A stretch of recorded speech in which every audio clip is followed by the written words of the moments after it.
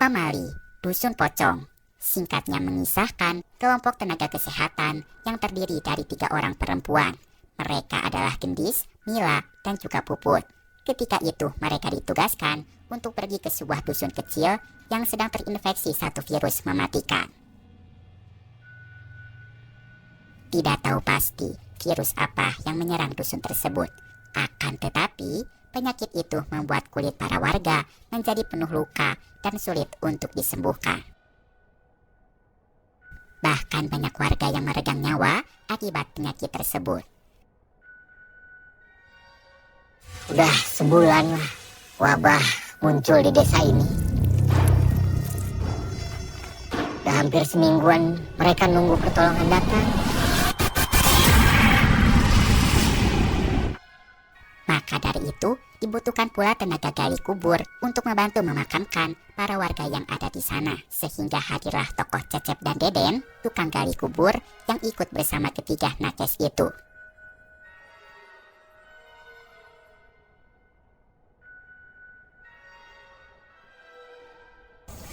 Tunggu siapa, Mang? 2 orang lagi yang gali kubur. Assalamualaikum. Waalaikumsalam. Hampura. Mang hampura pisan telat, Mang. Terhitung ada 5 orang yang pergi ke dusun tersebut. Dusun yang akan mereka tuju sangatlah terpencil, bahkan harus menyeberangi danau terlebih dahulu. Mereka pun menaiki perahu untuk sampai ke sana. Di papan perahu tersebut ada sebuah tulisan aksara Sunda. Mereka yang tidak mengerti mengabaikan kata-kata itu. Mang Yusuf, kita perjalanannya berapa lama ya? 3 jam jalan kaki lah, Neng. Singkat cerita, sesampainya di sana, mereka melihat dusun itu sangat sepi. Tidak ada tanda-tanda kehidupan sama sekali. Sepi amat ini teh, Mang. Warganya pada kemana? Sebagian pada ngungsi, sebagian lagi dirawat.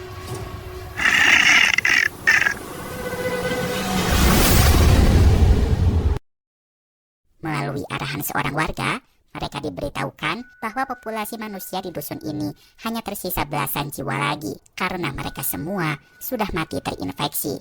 Rumah warga yang sudah kosong pun ditandai oleh simbol silang dengan cat berwarna merah. Kini, warga-warga yang sedang sakit pun dirawat di balai desa.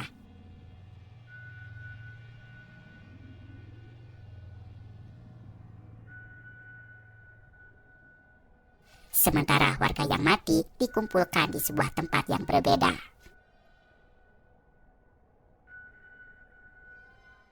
Setelah itu, mereka berlima diantarkan ke sebuah rumah yang dapat dijadikan tempat istirahat. Itu adalah rumah salah satu warga yang sudah terbengkalai karena pemilik rumahnya sudah mati semua. Tetapi rumah itu hanya untuk para tenaga kesehatan saja. Sementara Cecep dan Deden diberikan tempat tinggal yang dekat dengan kuburan, karena mereka sejatinya memanglah penggali kubur. Ketika memasuki rumah itu, Gendis, Mila, dan Puput sempat merasa heran karena menemukan payung hitam terbuka di sana. Setahu mereka, membuka payung di dalam rumah adalah sebuah pamali. Sehingga ketika itu, Puput menutup payungnya.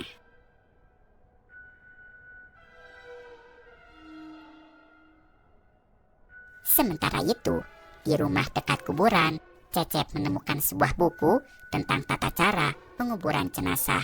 Cecep merasa lucu karena untuk menguburkan jenazah pun harus ada buku tutorialnya. Kemudian Cecep juga menemukan buku catatan jumlah warga yang belum dikuburkan selama 3 hari belakangan ini. Karena jumlahnya sangat banyak, Cecep dan Deden segera memulai proses penguburan jenazahnya, Sur. Hanya ada yang siul. Siul. Di balai desa, ketiga nakes itu mulai mengecek kondisi para warga yang terinfeksi oleh penyakit. Mereka harus berhati-hati dan selalu memakai sarung tangan karena virus itu menular melalui sentuhan kulit. Kemudian keesokan harinya, suasana yang tampak biasa saja seketika berubah menjadi penuh teror. Ketika itu, saat Mila akan meletakkan kamper di ruangan mayat, seketika bola kamper itu terlempar kembali ke arah Mila. seperti ada seseorang di ujung ruangan itu. Kejadian mistis memang sudah biasa dialami oleh para nakes, sehingga ketika itu Mila hanya berpikir positif dan berharap makhluk itu tidak akan mengganggunya lagi. Beberapa hari kemudian, mereka sangat kebingungan karena persediaan obat yang mereka bawa habis. Mereka tidak menyangka pasiennya sebanyak ini, sehingga kemarin tidak terlalu banyak membawa persediaan obat. Gendis meminta Cecep dan Deden hubungi warga desa seberang untuk mengirimkan beberapa obat-obatan ke sini. Namun, sayangnya sinyal sulit didapatkan di dusun tersebut. Di tengah-tengah kebingungan itu, kemudian ada seorang anak perempuan datang ke balai desa. Namanya adalah Neng. Dia ingin meminta tolong agar salah satu nakes datang ke rumahnya untuk memeriksa keadaan sang ibu. Tetapi Gendis menolak hal itu. Gendis selaku ketua tidak memperbolehkan Mila ataupun Puput untuk meninggalkan balai ini karena mereka kekurangan tenaga. Kemudian Gendis menyarankan agar Eneng membawa ibunya saja ke sini. Dan ternyata itulah masalahnya. Ibu Eneng tidak mau dibawa untuk berobat. Eneng pun hanya bisa menunduk bersedih. Mila sejatinya tidak tega melihat Eneng. Tanpa sepengetahuan Gendis, Mila pun akhirnya bersedia membantu Eneng. Mila akan datang ke rumah Eneng setelah selesai berjaga. Singkat cerita, setelah selesai berjaga, Mila pun dijemput oleh Eneng untuk segera bergegas ke rumahnya. Mila pergi diam-diam tanpa diketahui oleh Gendis.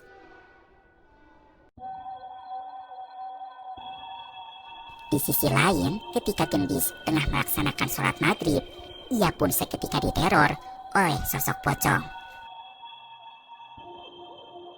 Pocong itu mengikuti bacaan sholat Gendis, menampakkan diri di balik kaca jendela, serta mengganggu, berusaha membuat Gendis ketakutan.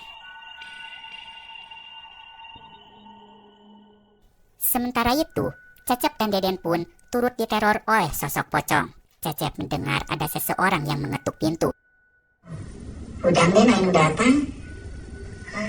Ainu datang. Namun ketika dibuka, tidak ada siapapun di sana. Cecep terus berjalan keluar, kemudian menyalakan obor.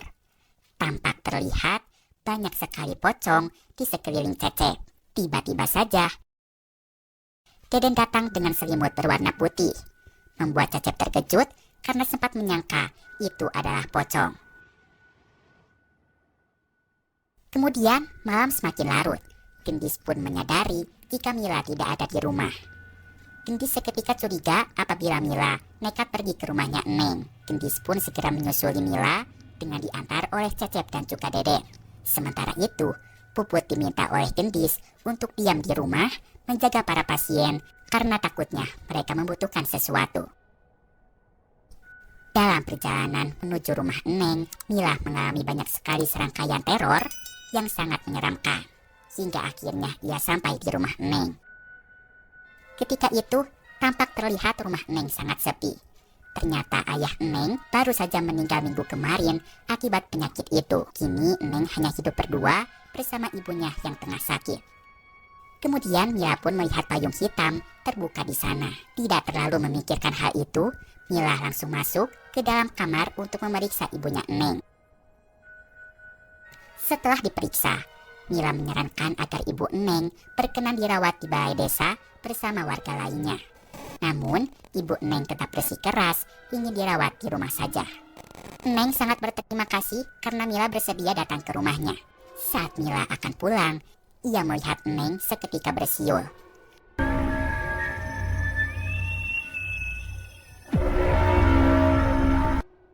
Mila merasa aneh kembali, karena sepengetahuannya, bersiul di malam hari itu adalah sebuah pamali.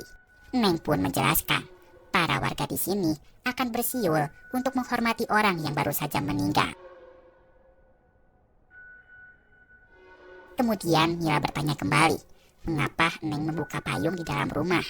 Namun untuk hal itu, Eneng pun tidak mengetahuinya seluruh. Mila pun pulang ke pos jaga sendirian melewati hutan yang sangat gelap gulita. Hanya sebuah senter yang ia punya sebagai sarana pencahayaan. Ketika itu, Mila pun turut diteror Slur, yang mana Mila berkeliling melewati jalan yang sama secara terus-menerus hingga akhirnya ia ditampakkan oleh kumpulan pocong yang sangat menyeramkan. Hal itu membuat Mila seketika pingsan di tempat. Ketika Gendis, Cecep, dan Deden hendak menyusuli Mila, di balai Puput sendirian berjaga. Puput mendengar suara kegaduhan di balai. Ketika dicek, anehnya tidak ada satupun pasien yang terbangun. Seketika obor mati, membuat ruangan menjadi sangat gelap. Tiba-tiba saja pintu terkunci, tidak bisa dibuka lagi. Kemudian muncul sekumpulan pocong dari arah belakang Puput. Puput berusaha melarikan diri, kemudian berlari sekencang mungkin. Nahas ia seketika terjatuh, kemudian diseret secara brutal. Secara mengerikan, tangan Puput terputus akibat benturan ujung pintu. Kemudian wajahnya pun terbentur juga hingga rahangnya robek. Puput seketika tewas dalam kejadian itu. Dari sini kita bisa mengetahui bahwa teror para pocong itu tidaklah main-main. Adegan berpindah kepada Mila yang baru tersadar di rumah. Ternyata tadi Mila berhasil ditemukan dalam keadaan pingsan di tengah hutan bambu. Mila pun mengaku diteror oleh banyak pocong. Setelah itu, mereka semua seketika panik ketika mengetahui Puput menghilang tidak ada di mana-mana. Hingga akhirnya Gendis menjerit sejadi-jadinya ketika melihat Puput sudah tewas dalam keadaan mengenaskan.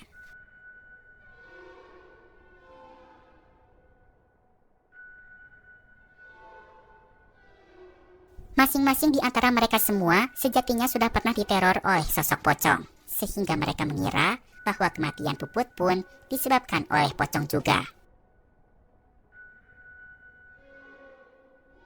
Gendis seketika mengemasi barang-barangnya. Dia tidak mau mati di dusun ini. Gendis pun pergi meninggalkan mereka semua. Saat itu, Gendis menuju pinggir danau sendirian, berharap segera mendapatkan bantuan dan berusaha mencari sinyal. Sementara kini, di dusun tersisa Mila, Cecep, dan juga Deden. Mila tidak akan pergi dari sini karena tidak tega meninggalkan para warga yang sedang sakit. Ketika itu, teror pocong semakin menjadi-jadi. Pocong itu pun merasuki jiwa para warga dalam aksi pembunuhannya. Beberapa lama kemudian, datanglah Eneng ke balai desa. Eneng memberitahukan Mila jika ibunya sudah meninggal. Mulai saat itu, Mila menyuruh Eneng agar selalu ada di sampingnya.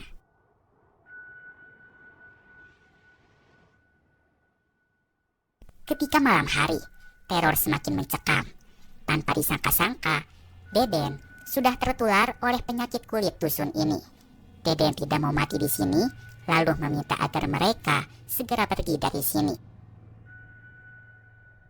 Sementara, kini pocong-pocong itu secara gamblang menampakkan wujudnya kepada mereka semua. Saat itu, Cecep dan Eneng masuk ke kolong kasur, berusaha bersembunyi dari kedatangan pocong.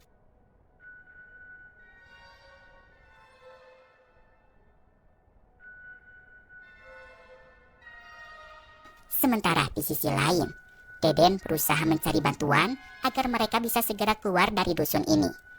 Ia pun mencari sinyal untuk menghubungi warga kampung sebelah.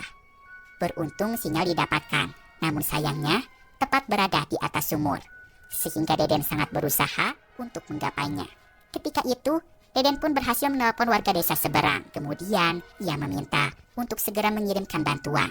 Tidak lama kemudian, nahas Deden ditarik hingga jatuh ke dalam sumur. Mila pun menemukan Deden sudah tewas mengambang di atas air sumur. Adegan berpindah kembali kepada Cecep dan juga Eneng. Setelah lolos dari kehadiran sosok pocong tadi, Cecep segera mencari tahu apa penyebab semua pocong itu tiba-tiba menyerang mereka. Hingga akhirnya terkuaklah. Ternyata selama ini mereka semua telah melanggar pamali yang ada di dusun ini. Di buku tata cara penguburan jenazah, Cecep baru tahu jika warga di dusun ini menguburkan mayatnya secara terbalik. Kaki dulu baru kepala, sementara Cecep dan Deden tidak melakukan cara tersebut. Hal itulah yang membuat mayat para warga bangkit dari kuburnya menjadi sosok pocong. Setelah mengetahui hal itu, seketika para pocong muncul. Tidak hanya satu, tetapi satu kampung. Mereka yang tersisa pun seketika berlari menuju ke tepi danau. Saat dalam usaha menyelamatkan diri, sayangnya Cecep terjatuh, kemudian seketika terseret ke dalam sebuah liang lahat. Mila berusaha menahan Cecep. Pada saat situasi menegangkan itu, beruntung ada Neng di antara mereka.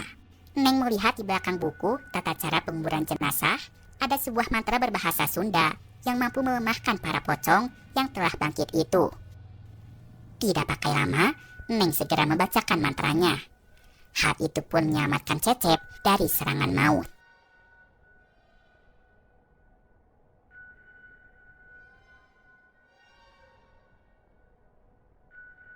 Tidak lama kemudian, matahari mulai muncul. Bersamaan dengan perahu bantuan dari desa seberang. Akhirnya mereka bisa melarikan diri dari dusun pocong. Neng pun ikut bersama mereka dan akan tinggal dengan neneknya Cecep. Setelah beberapa lama merenung, akhirnya Cecep menyadari suatu hal. Jika aksara Sunda yang terukir di perahu itu ternyata memiliki arti Lur. Aksara Sunda itu berbunyi Ciri Sabumi, Cara Sadesa, yang memiliki arti setiap daerah itu punya pantangan atau pamalinya masing-masing. Intinya, pamali di setiap desa itu berbeda-beda, Lur. Di desa lain, bersiul di malam hari dianggap pamali. Tetapi di dusun tadi, bersiul adalah sarana untuk menghormati orang yang baru saja mati. Payung dibuka di rumah umumnya adalah pamali. Tetapi di desa tadi, payung sengaja dibuka di rumah untuk melindungi dari suatu hal yang buruk. Dan yang terakhir, di desa tadi, jenazah yang tidak dikuburkan secara terbalik dianggap sebagai sebuah pamali dan dapat mengundang malapetaka. Film pun diakhiri dengan para tim SAR yang melakukan evakuasi ke dusun pocong. Karena viral sebuah berita menghilangnya 2 nakes dan 1 penggali kubur di dusun tersebut. Kemudian tim SAR itu bertemu dengan gendis yang ternyata masih terjebak di sana. Dia seperti orang gila yang terus berlari karena ketakutan.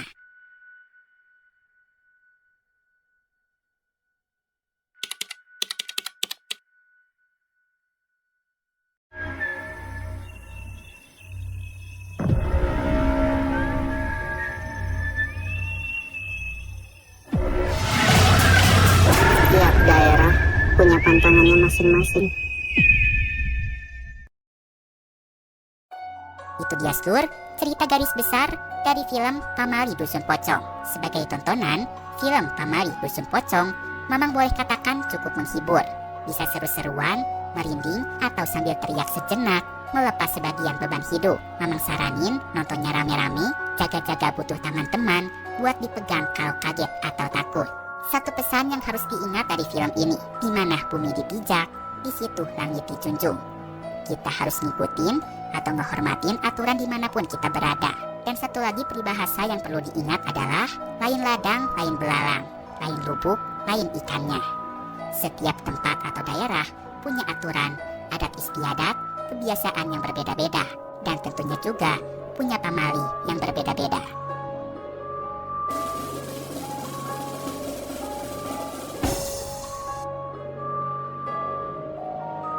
Itu dia review dari Mamang untuk film Pamali Dusun Pocong. Jangan lupa tonton fullnya di bioskop ya Lur, karena banyak adegan seru dan menyeramkan yang tidak Mamang ceritakan pada video ini.